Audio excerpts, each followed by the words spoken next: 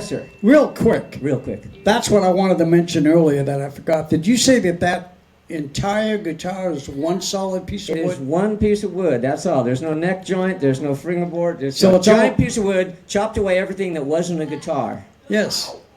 That is fabulous. Yeah, there's only one guy that does that, Johnny Rushmore. Rushmore Custom Guitars, he's in Maryland. Might be watching, I don't know. Well, I hope he is, and if he is, you make a beautiful guitar, buddy. I got to tell I you. got that B-bender, but Joe Glazer put that B-bender in it. I love that.